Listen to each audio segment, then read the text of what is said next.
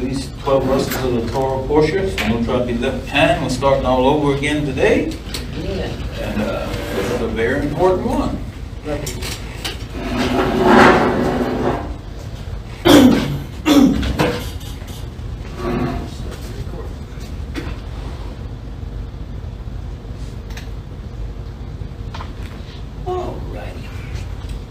So today we are, like everybody said, we are starting back over again. We are in Beresheeth, or Genesis, chapter 1, verse 1. Of course, it's called Beresheeth, which means in the beginning, and beginning in chapter 1, verse 1 of Genesis. In the beginning, Elohim created the heavens and the earth became without form and void, and darkness was upon the face of the deep, and the Spirit of Elohim moved upon the face of the waters. And Elohim said, "Let there be light," and there was light. And Elohim saw the light, that it was good. And Elohim divided between the light and between the darkness. And Elohim called the light day, and the darkness he called night. And the evening and the morning were the first day. And Elohim said, "Let there be a firmament in the midst of the waters, and let it separate the waters from the waters." And Elohim made the firmament, and divided the waters which were under the firmament from the waters which were above the firmament. And it was so. And Elohim called the firmament heaven, and the evening and the morning were the second day. And Elohim said, "Let the waters under the heavens be gathered together into one place, and so let the dry land appear." And it was so. And Elohim called the dry portion earth, and the gathering together of the waters he called seas. And Elohim saw that it was good. And Elohim said, "Let the earth bring forth tender grass, and herb yielding seed, the fruit tree yielding fruit after his kind, whose seed is in itself upon the earth." And it was so. And the earth brought forth tender grass, and herb yielding seed after his kind, and the tree yielding fruit, whose seed was in itself after his kind. And Elohim saw that it was good. And the evening and the morning were the third day. Abba Yahweh, we bless you today. We thank you for your son Yahushua. We thank you for all that you do for us, both great and small. We ask that you open our eyes and behold wondrous things out of that Torah. Show us great and wonderful things we knew not, that we might apply them to our lives, that we might be better talent of Yahushua and better mentors one toward another. B'Shem Yahushua, Amen.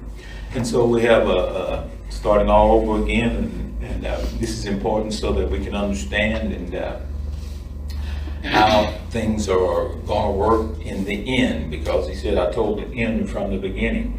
So if he's the creator in the beginning, he's going to be the creator in the end. And so that's very important for us to understand how Yahweh works so we can get in line with him. And so in the beginning, Yahweh created the heavens and the earth. And so that's a very important thing. We know who did it, and everything you see says he did it. Let's go to Romans 1 and 20. And this is what this scripture means. When we look out there, we can see the invisible realm by what we see. Romans 1 and 20. "For the invisible things of him from the creation of the world are clearly seen, being understood by the things that are made, even his eternal power and supernal nature, so that they are without excuse." So we have no excuse not to know who Yahweh is, who Elohim is. And so all we have to do is open our eyes, and there he is. He's saying, "Look, I made the trees, I made the stars, I made the sun, the moon, I made the oceans," and on and on and on. All we have to do is open our eyes. And as we said last night, everything that you see has a creator. Somebody created it. Somebody laid hands on it, so to speak. And so this helps us. And in this same verse, if you read it in the Hebrew, it says, in the beginning, Elohim Aleph Tav, and we know that Aleph Tav has to do with Yahushua. So in the very first verse, we see that Yahushua is right there in the beginning. And so we need to understand Yahushua was there in the beginning, and let's go to Proverbs 8, 22 through 31. We'll see that he actually was there. He said, "I was there when he laid the compass and when the architect did his thing." All right, Proverbs 8, beginning in verse 22. "Yahweh possessed me in the beginning of his way, before his works of old. I was set up from everlasting, from the beginning or ever the earth was. When there were no depths, I was brought forth, and when there were no fountains abounding with water. Before the mountains were settled, and before the hills was I brought forth. While as yet he had not made the earth, nor the fields, nor the highest part of the dust of the world. When he prepared the heavens, I was there. When he set a compass upon the face of the depths. When he established the clouds above, and when he strengthened the fountains of the deep. When he gave to the sea his decree that the water should not pass his commandment. When he appointed the foundations of the earth. Then I was by him, as one brought up with him, and I was daily his delight, rejoicing always before him. Rejoicing in the habitable part of his earth, and my delights were with the sons of men. And so we can see that Yahushua is actually the Father's beginning move. He took a part of himself, brought him out, truthed him up. One time it was called the Word, but we know it was Yahushua because in Colossians 1, 12 through 17, it says all things were made by him and for him. Without him was not anything made that was made. So the Father is the architect. Yahushua is the actual contractor who went out and did the actual things that the Father wanted done.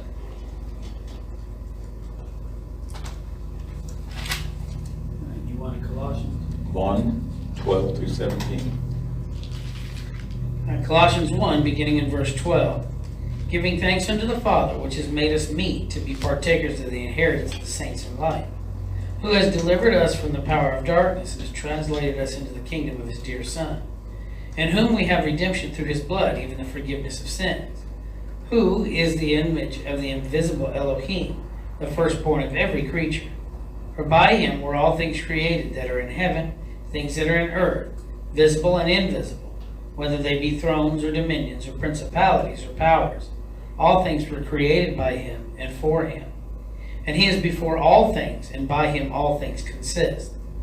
And he is the head of the body, the assembly, who is the beginning, the firstborn from the dead, that in all things he might have the preeminence. So we can see Yahushua in the starting verse, the very first verse, and then we see in the Brit Hadashah expands on it a little bit more, giving us a little more understanding about how it played out, how the Father was the architect. He drew up the plans, he handed them to his Son, and his Son went out and actually fulfilled them.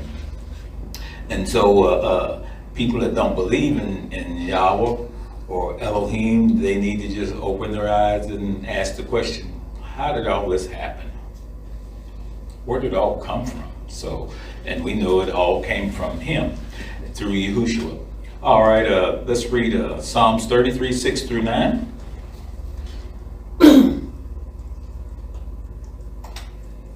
All right, Psalms 33, beginning in verse 6. By the word of Yahweh were the heavens made, and all the host of them by the breath of his mouth. He gathers the waters of the sea together as a heap, and he lays up the depths in storehouses.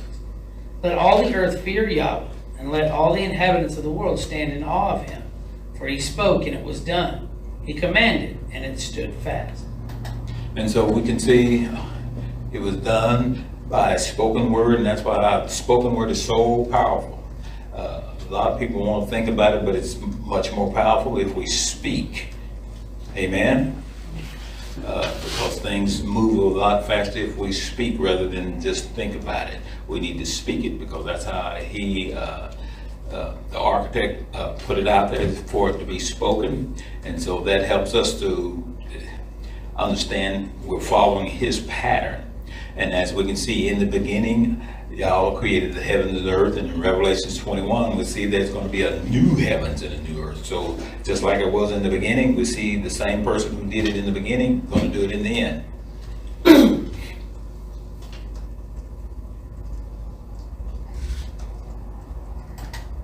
Revelation 21, beginning in verse 1. And I saw a new heaven and a new earth, for the first heaven and the first earth were passed away, and there was no more sea. And so we see in Genesis, then here in Revelations, he's starting this thing over again. He's going back and he's recreating, just like in Genesis 1, it says in the beginning Yahweh created the heavens and the earth. And so we see in Revelation chapter 21, he's going to make it anew again. And so we get to be a part of that. And he upholds all things by the power of his word. Hebrews 1, 1 through 4. Hebrews 1, 1 through 4. Elohim, who at sundry times and in diverse manners spoke in times past unto the fathers by the prophets, has in these last days spoken to us by his Son, who he has appointed heir of all things, by whom also he made the worlds, who, being the brightness of his glory and the express image of his person, and upholding all things by the word of his power, when he had by himself purged our sins, sat down on the right hand of the majesty on high, being made so much better than the angels, as he has by inheritance obtained a more excellent name than they have. Wow. All right, Genesis 1 and 2. And the earth became without form and void, and darkness was upon the face of the deep, and the Spirit of Elohim moved upon the face of the water. So something happened between Genesis 1 and Genesis 1 and 2, because he said he created it, and if you read Isaiah 45 and 12 and 18, it says, and he created it to be inhabited. So how did it become void? Something happened.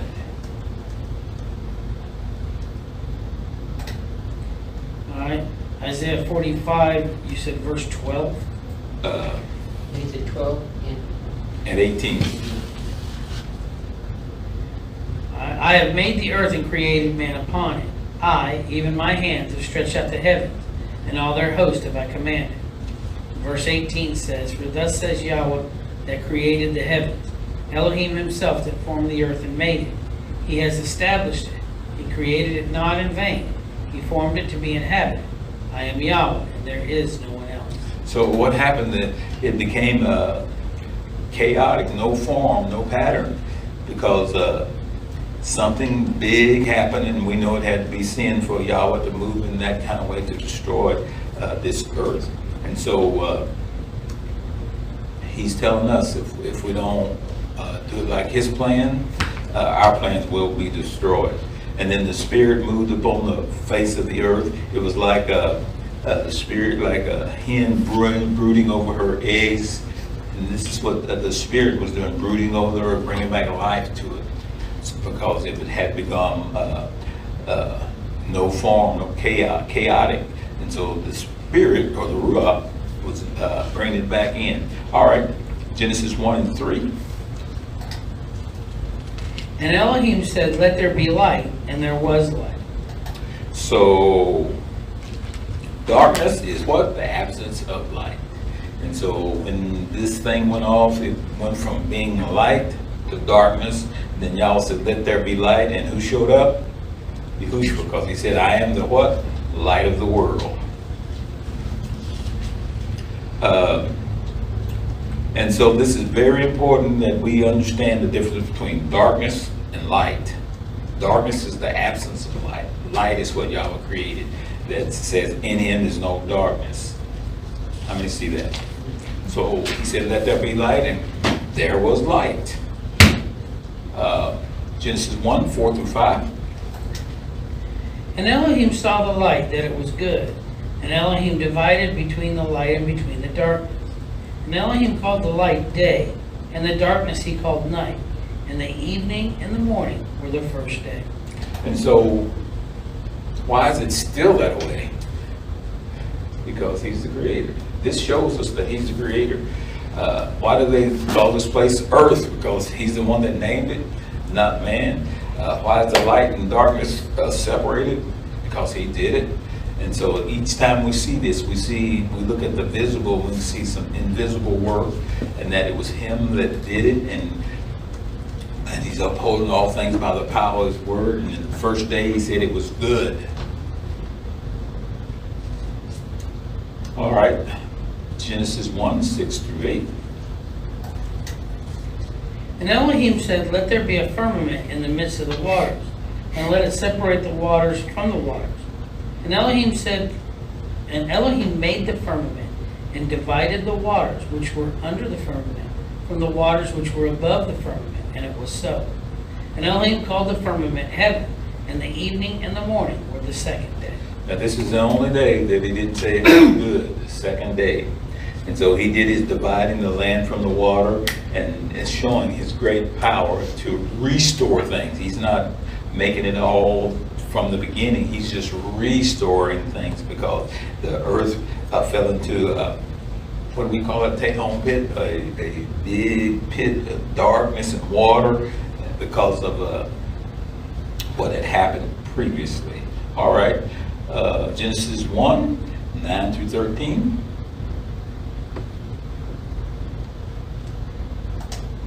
And Elohim said, let the waters under the heavens be gathered together into one place, and let the dry land appear, and it was so.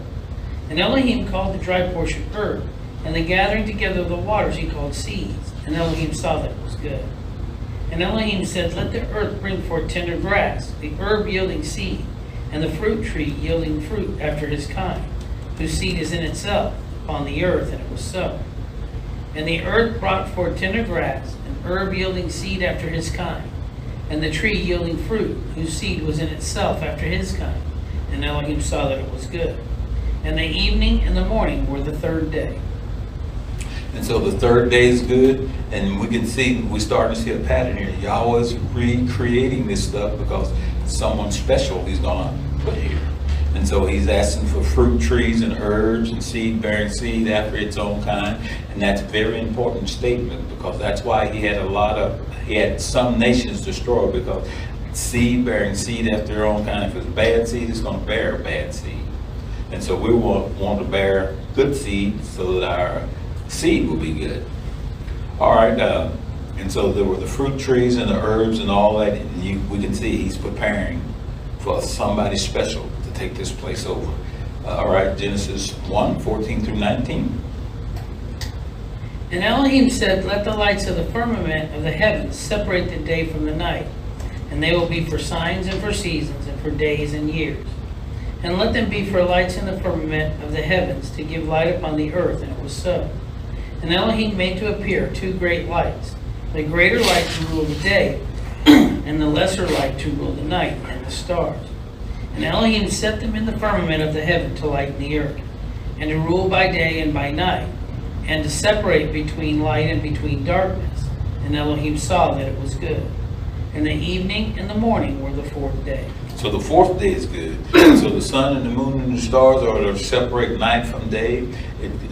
The sun tells us about the beginning of the month. The sun tells us about the days of the year. The moon tells us about the month.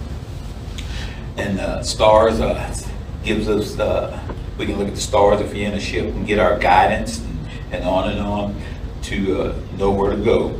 And so these are for appointed times or a feast days also. So we just celebrated not too long ago Yom Torah, which was a new moon, started on new moon.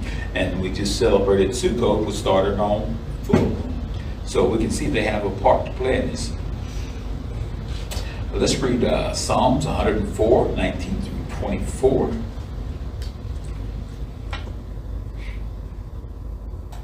All right, Psalm 104, beginning in 19. He appointed the moon for seasons, and the sun knows his going down. You make darkness, and it is night, wherein all the beasts of the forest do creep forth. The young lions roar after their prey and seek their meat from El. The sun arises, they gather themselves together and lay them down in their dens. Man goes forth unto his work and to his labor until the evening. O Yahweh, how manifold are your works! In wisdom have you made them all. The earth is full of your riches. And so we can see that's why the lunar Sabbath doesn't work, because here we are at the fourth day. So if the lunar Sabbath started the Shabbat, we're already 4 days into this week.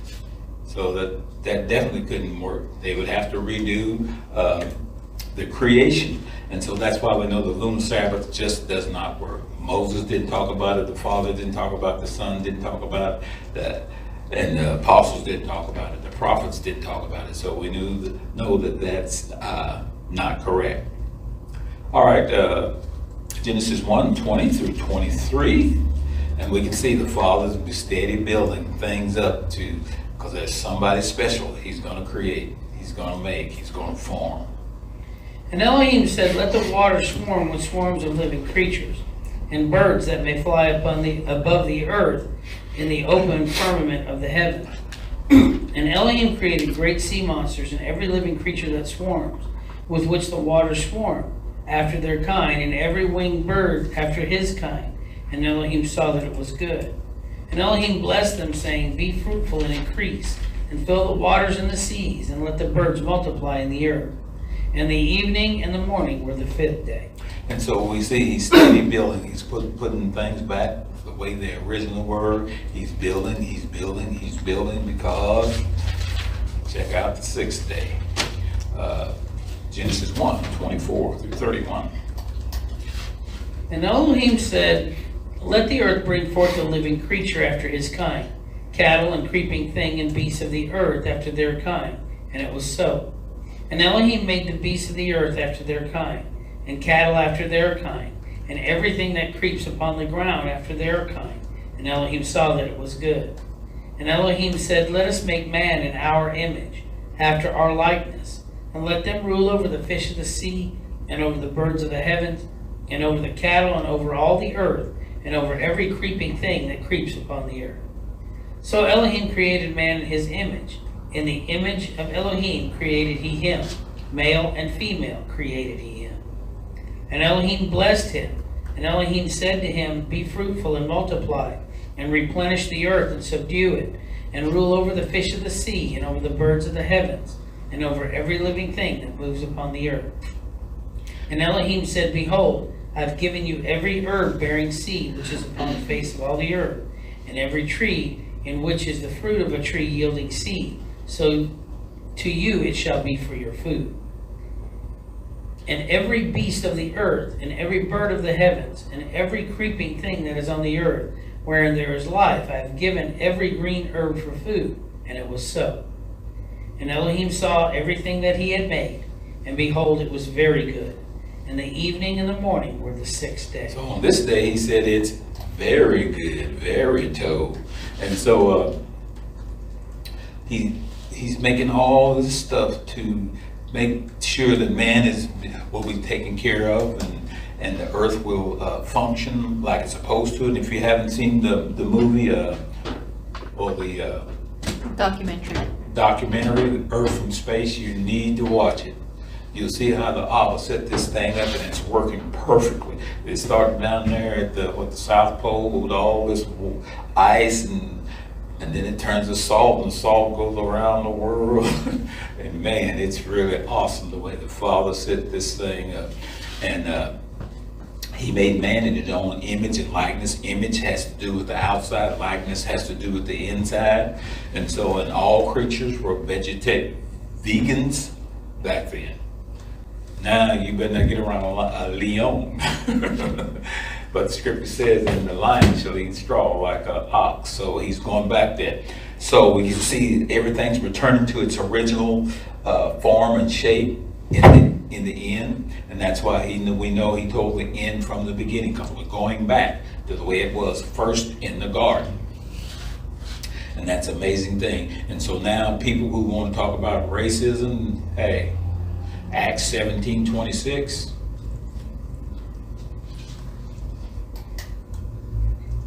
Acts 17 and 26. And has made of one blood all nations of men for to dwell on all the face of the earth, and has determined the times before appointed and the bounds of their habitation. So we can say, hey, it comes to everybody. We're all kinfolks, no matter what shade you are, we're all kinfolks, because we were created from one blood, and he showed that everything came from Adam and Eve. And now there's approximately, I was looking at the world over here, 7,900,000,000 and almost 8 billion people on this earth, and that thing was just ticking off. And so there's a lot of people, and he started with what? 2. So don't despise the day of small things. And you can look around the world and see how so many people made it. They started very small. You can look in the business world. Walmart started with 1 Walmart. How many they got now? Woo. And on the story goes. And so don't despise the day of small things, because he started with 2, and now we have approximately 8 billion. Wow. He loves multiplication, wouldn't you say? All right, here we go. Genesis 2, 1 through 3, look at the seventh day. Thus the heavens and the earth were finished, and all the host of them. And on the seventh day Elohim ended his work which he had made, and he rested on the seventh day from all his work which he had made. And Elohim blessed the seventh day and sanctified it, because that in it he had rested from all his work which Elohim created and made. So we see the seventh day, or the Shabbat, and that's why we're here today. We're honoring what he started. Wow, that's approximately 6,000 years ago, or a little more. That's amazing. We have the privilege of doing what he started, what Moses did, what the prophets did, David did, what Yahushua did, what the apostles did. We're doing part of it today. That shows how privileged we are. And those 7 days have been running ever since. You can't stop the 7 days. They just keep running and running and running. You may lay something on top of it, but the 7 days just keep on running. And people try to, again, about the lunar Sabbath, Yahweh proved in Exodus how he reckoned Sabbath. Let's read that. Exodus 16, and you start at 5, but you just jump down to where it says a double portion on the sixth day. Exodus 16, beginning in verse 5. And it shall come to pass that on the sixth day they shall prepare that which they bring in, and it shall be twice as much as they gather daily. Jump down to verse 22. That's what I was trying to find. Verse 22, and it came to pass that on the sixth day they gathered twice as much bread, 2 omers for one man. And all the rulers of the congregation came and told Moses. 23. And he said unto them, This is that which Yahweh has said. Tomorrow is the rest of the holy Sabbath unto Yahweh. Bake that which you will bake today, and seed that which you will seed. And that which remains over, lay up for yourself and be kept until the morning. So we can see how Yahweh reckoned the Sabbath. So if he reckoned it that way, how we're going to reckon it? The way he did. Not how man wants to reckon it. Man wants to say the first day, the 8th day, the 15th day, the 20th. No, that's not how he did it. He said 6 days you labor, and on the 6th day, I'm going to give you a double portion. And you know, tomorrow or the next day is Shabbat, starting at sunset.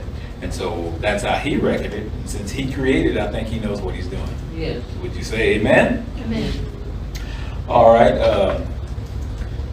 And so that's very important. We see that Yahushua went to Shul, or the temple, on Shabbat, Luke 4:16. Luke 4:16. And he came to Nazareth, where he'd been brought up. And as his custom was, he went into the synagogue on the Sabbath day and stood up to read. Acts 17:2.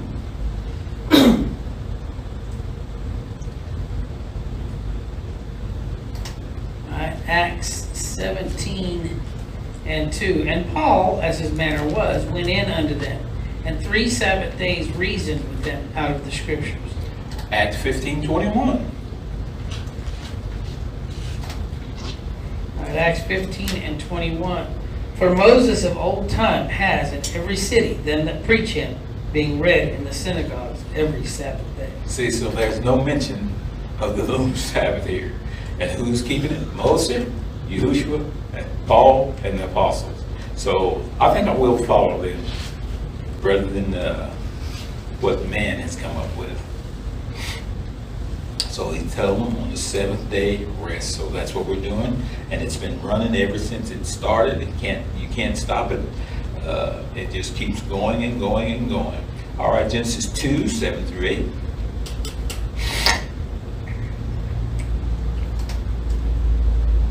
All right. And Elohim formed man of the dust of the ground, and breathed into his nostrils the breath of life, and man became a living soul.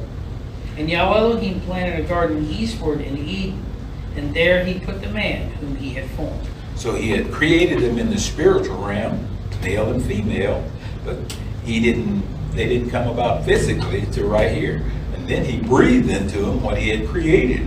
And so That's so important. Let's go to Psalms 139, 13 through 16.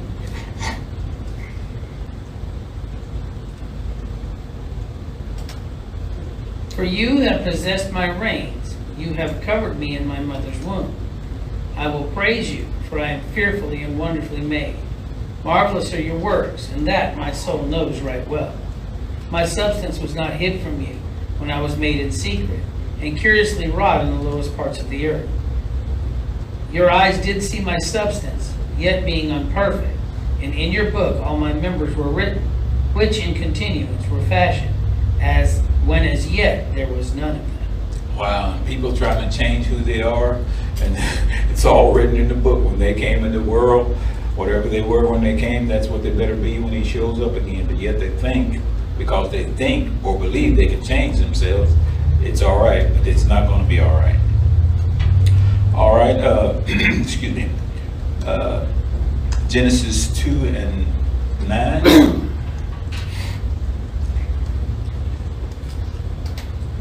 All right, 2 and 9.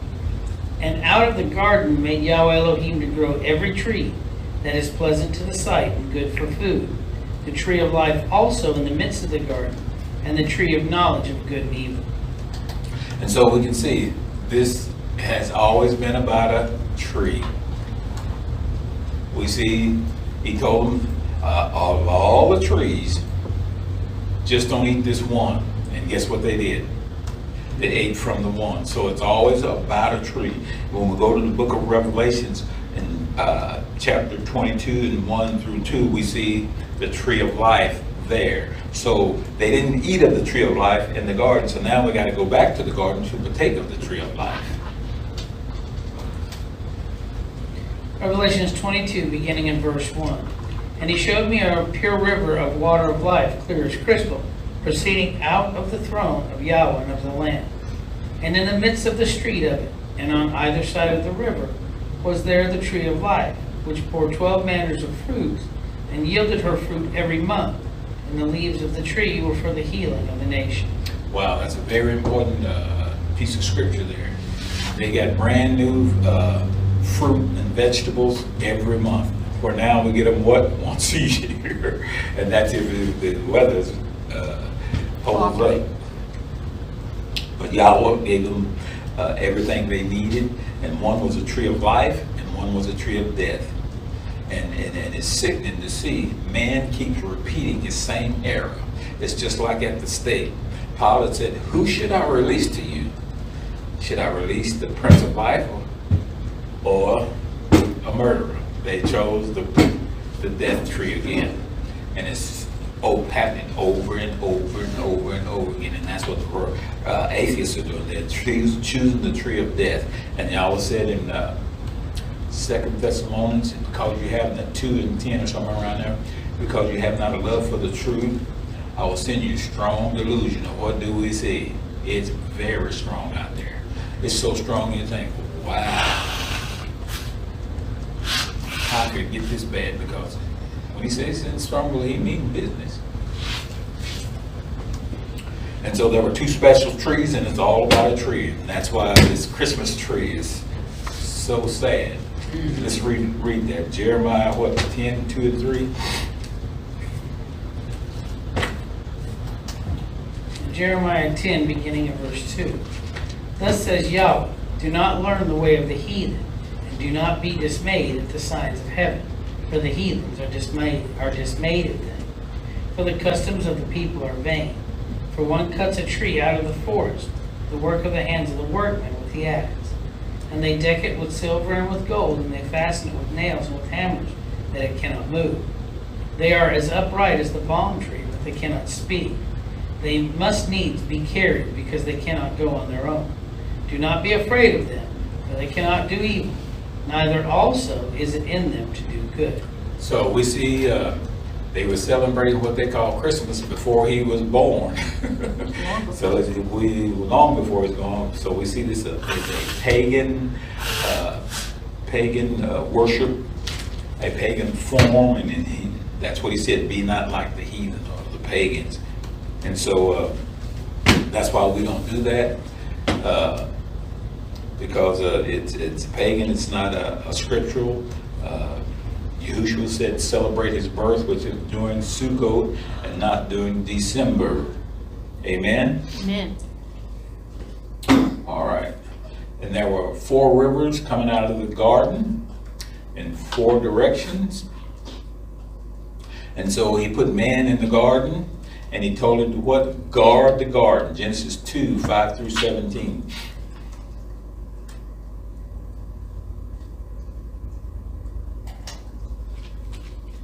Genesis 2.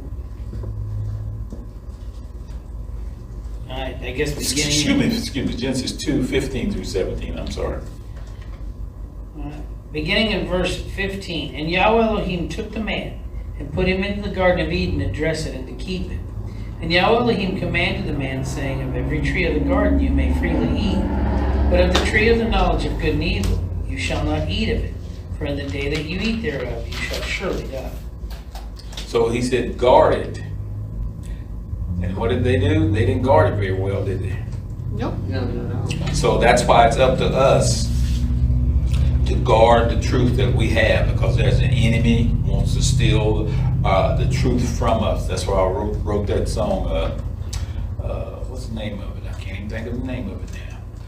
But Soul Snatchers. And so he wants to come and snatch the truth from us. So we have to guard the truth that we have. There's many false teachers out there, false prophets out there, bringing part truths, half truths, and all of that. And so we have to be on guard that we don't fall for what they're giving us, because they dress it all up, make it shine like neon lights and all of that, but it's a lie, still a lie, no matter how you dress it up. And we're buying the truth and selling it not, because it is priceless. And so we have to keep guarding what the Father gives us, because there's somebody out there wanting to take the truth from us. Genesis 2 and 18. And Yahweh Elohim said, it is not good that the man should be alone. I will make a helpmate for him. And out of the ground Yahweh Elohim formed every beast of the field, and every fowl of the air, and brought them unto Adam to see what he would call them. And whatsoever Adam called every living creature, that was the name thereof. So the Father says it's not good for a man to be alone.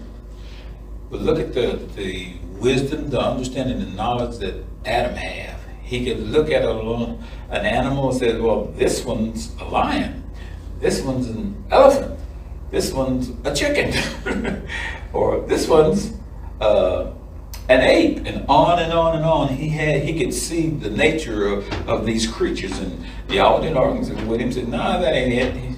Because this would all happen before sin, so he had perfect understanding and wisdom, and that's awesome. And he gave all the creatures their names. Just look what we lost in the garden.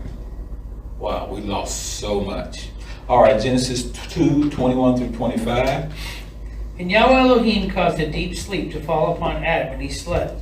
And he took one of his ribs and closed up the flesh instead thereof. And the rib which Yahweh Elohim had taken from man, he made a woman, and he brought her unto the man.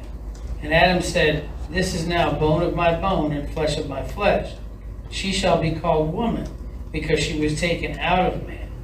Therefore shall a man leave his father and his mother, and shall cleave unto his wife, and they shall be one flesh. And they were both naked, the man and his wife, and they were not ashamed. And so Adam was made outside the garden, the woman was made inside the garden. And so it takes two in order to procreate. That's why homosexuality, you can't procreate. All these different things they're putting out there, there is no procreation, because the same gender cannot produce children. And that's why we see they're dead wrong. If it was allowed to run 100 years, the earth would be, and it's almost 8 billion years, it would destroy the earth. And that's why it's so devilish and demonic and whatever else you want to add into. So he made the woman, and Adam says, This is bone of my bone and flesh of my flesh. I don't know what that Eve looked like, but she must have been something. All right, let's go a little further. Then here comes the great deception. Genesis 3, 1 through 5. Now the serpent was more subtle than any beast of the field which Yahweh Elohim had made. And he said to the woman, Has Elohim said, You shall not eat of every tree of the garden?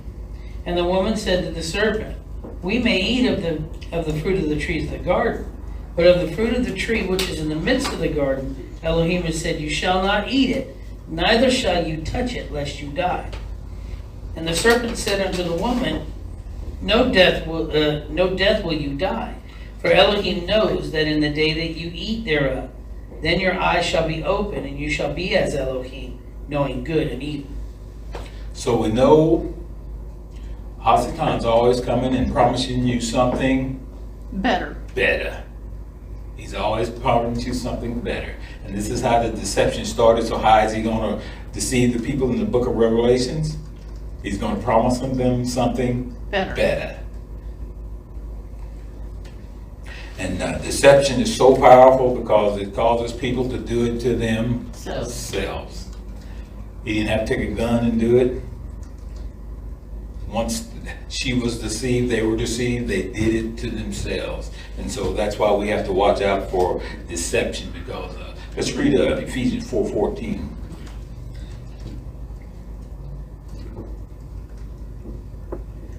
All right, Ephesians 4 and 14.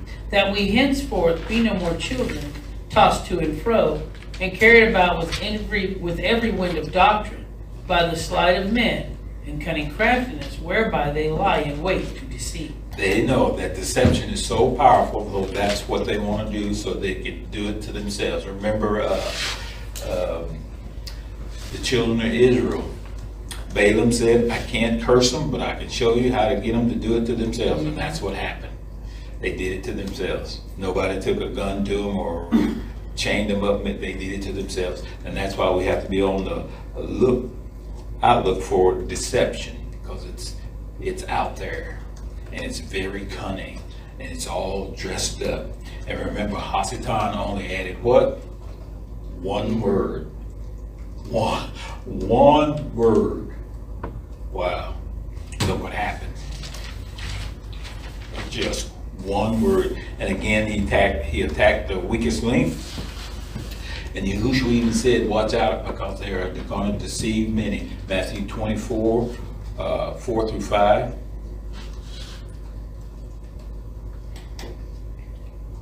Matthew 24. And Yahushua answered and said unto them, Take heed that no man deceive you. For many shall come in my name, saying, I am the Messiah, and shall deceive many.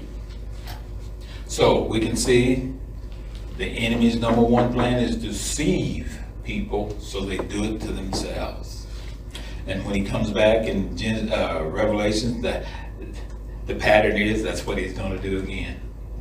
Promise them something better, so that they will deceive themselves, and they will follow him. And then fire comes down from heaven and devours them. Let's go to 2 Timothy 3 and 13.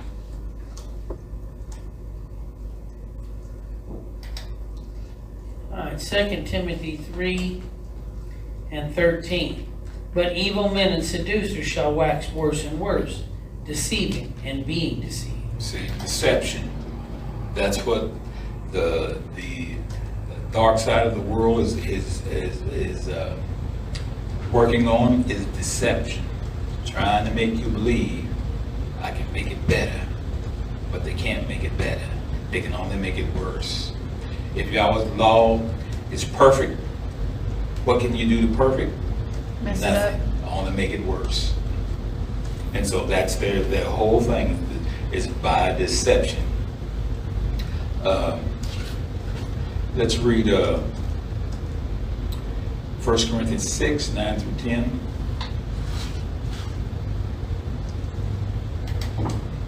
First Corinthians 6, beginning in verse 9. Do you not know that the unrighteous shall not inherit the kingdom of Yahweh? Do not be deceived.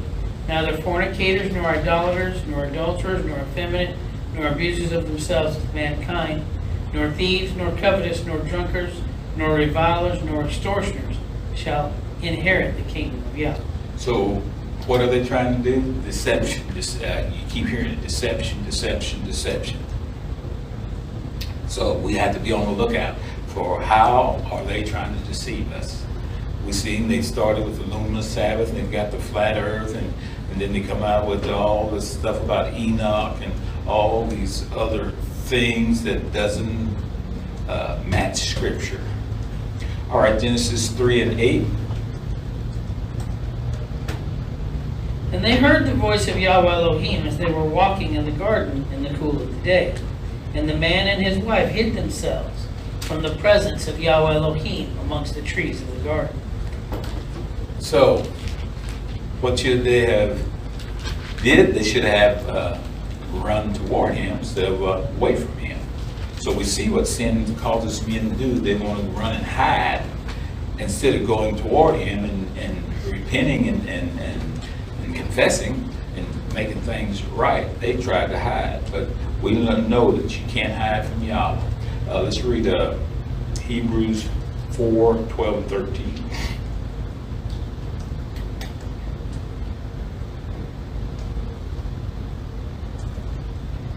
Hebrews 4, beginning in verse 12.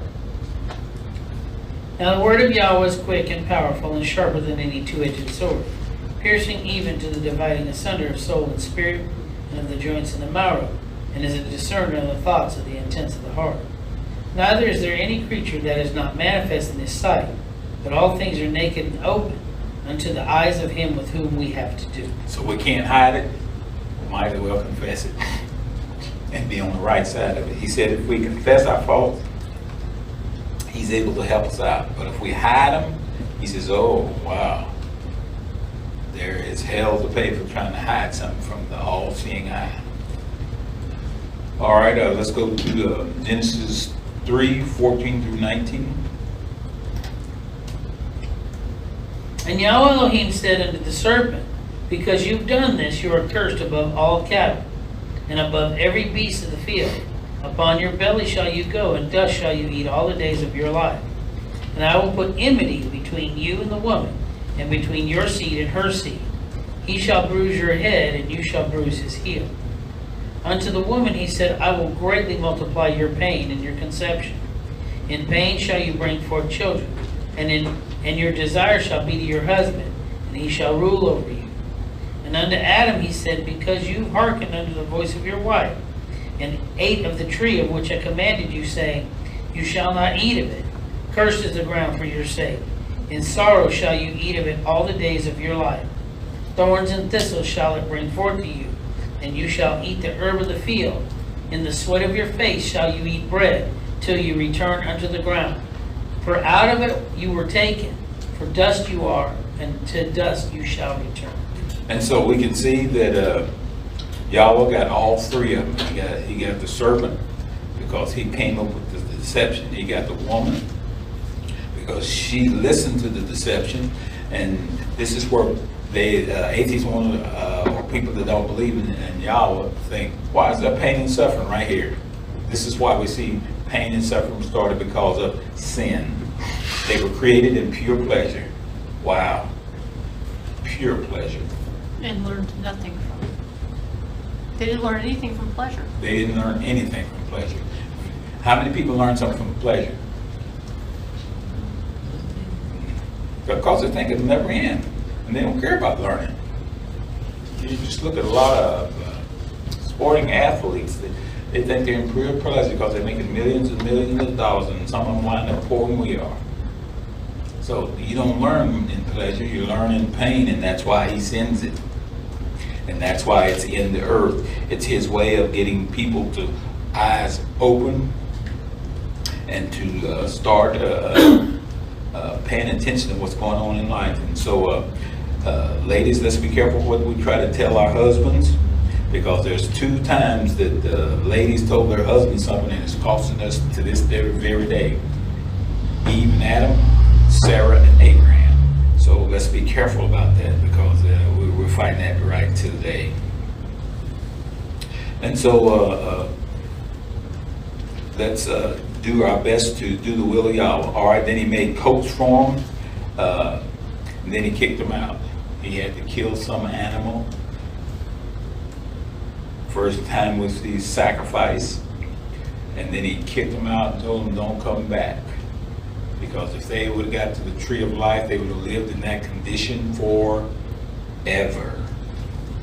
And so we have to be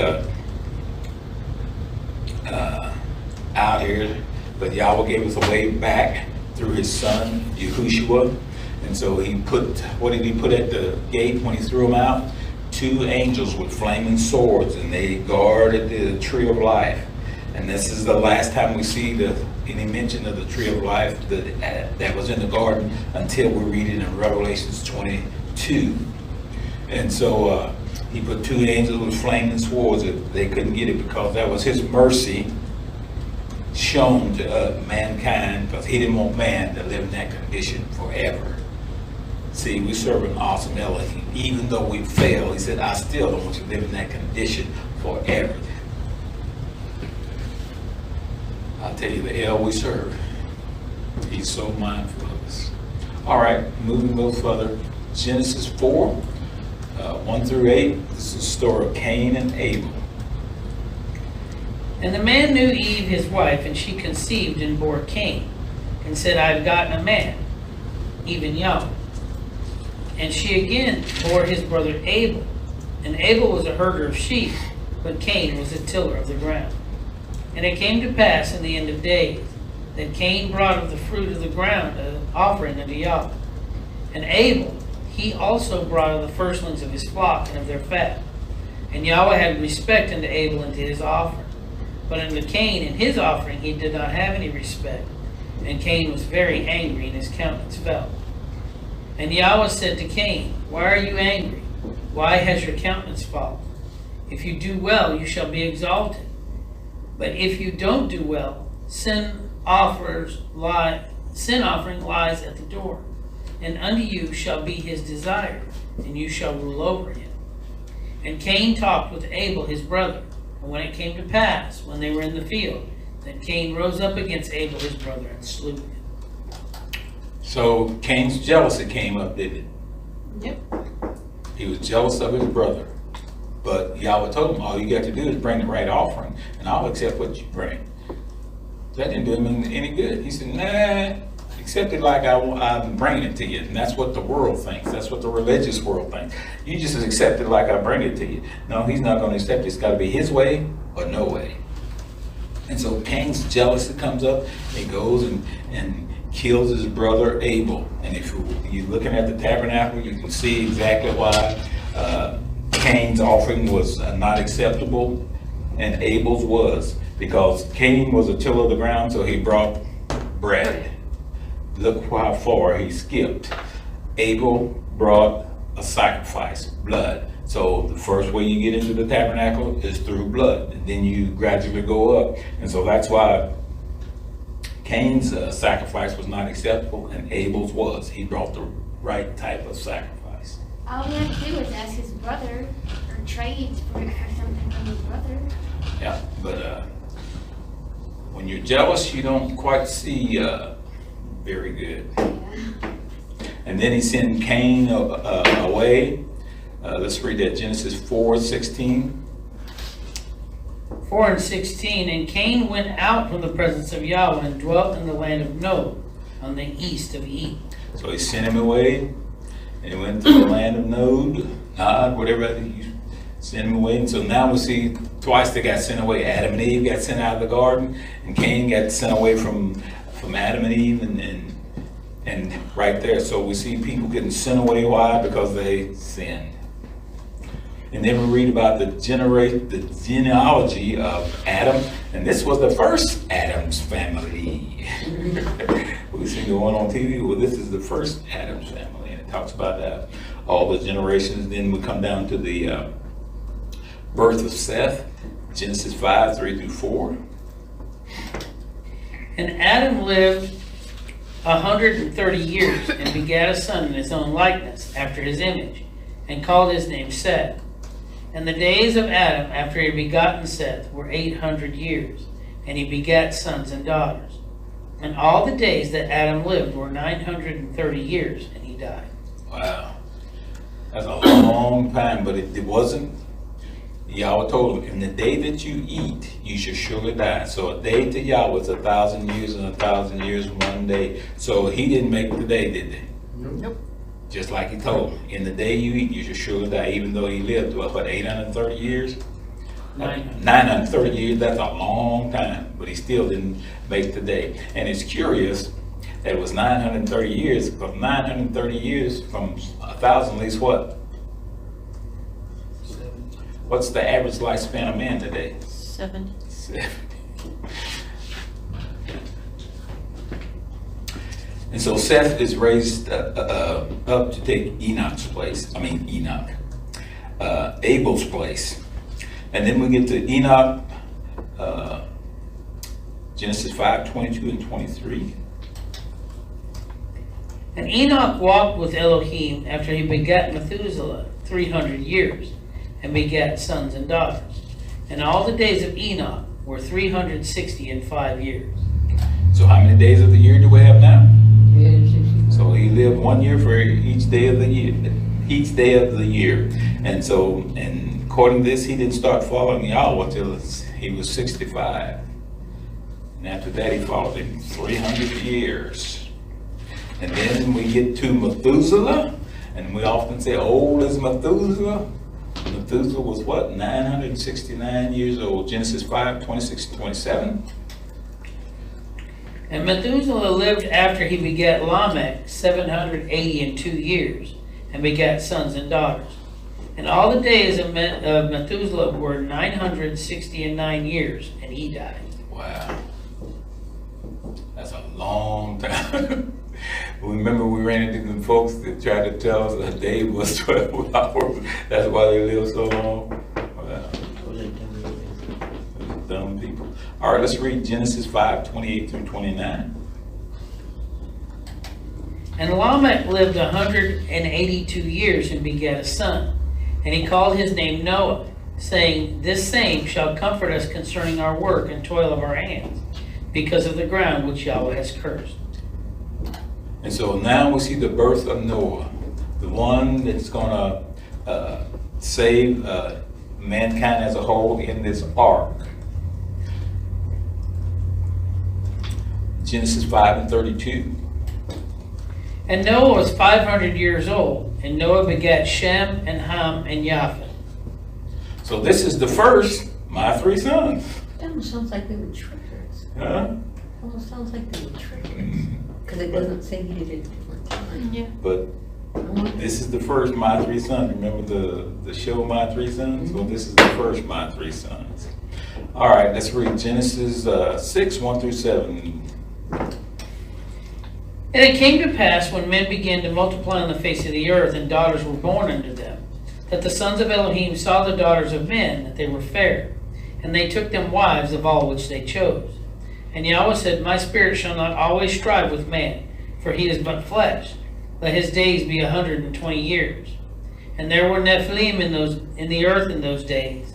And also after that, when the sons of Elohim came in unto the daughters of men, and they bore children to them, the same became mighty men which were of old, men of renown. And Yahweh saw that the wickedness of man was great in the earth, and that every intent of the thoughts of his heart was only evil continually. And it repented Yahweh that he had made man on the earth, and it grieved him at his heart. And Yahweh said, I will destroy man who I have created from the face of the earth, both man, the beast, and the creeping thing, and the birds of the heavens, for it repents me that I have made them. Wow. His thoughts of his heart only evil continually. What do we see today? The same thing. The same thing. Let's go to 2 Timothy 3:1-7 or 8, somewhere around in there. The very same thing we see back in Genesis, we see today. If you don't learn from your past, you're Doomed to repeat. doomed to repeat it. 2 Timothy 3, beginning in verse 1. This know also, that in the last days perilous times shall come. For men shall be lovers of their own selves, covetous, boasters, proud, blasphemers, disobedient to parents, unthankful, unholy, without natural affection, truce breakers, false accusers, incontinent, fierce, despisers of those that are good, traitors, heady, high-minded, lovers of pleasures more than lovers of Yahweh, having a form of reverence, but denying the power thereof. From such turn away. For of this sort are they which creep into houses, and lead captive silly women laden with sin, led away with diverse lusts, ever learning, and never able to come to the knowledge of the truth. Now as Jannes and Jambres withstood Moses, so do these also resist the truth, men of corrupt minds, reprobate concerning the faith. But they shall proceed no further, for their folly shall be made manifest unto all men, as theirs also. So what did we see? Men's hearts only evil continually. It started in Genesis, and it hasn't changed any. Only he's worse now. Because it says in verse 13, men getting worse and worse, deceiving and being deceived. So we see that the man has gotten worse, and we see that fallen angels went to women, they became giants in the land, and that was against the rules. So Yahweh fixed that one so that they could no longer do that. And some of those angels are in the river Euphrates. All right, 6 and 8. 6 and 8 says, but Noah found grace in the eyes of Yahweh. And so Noah, grace didn't start in the New Testament. It started way back here. Or favor started way back here. And there's a difference between mercy and grace. Mercy pushes back what we deserve. Grace gives us what we don't deserve. And to prove it, it's like you get going down the road and you're speeding, and officer pulls you over, and he says, you were speeding, but I'm only going to give you a warning and not a ticket. Just don't do it again. And that's what Yahushua told the woman at the well. Go thy way and sin no more, because she was guilty.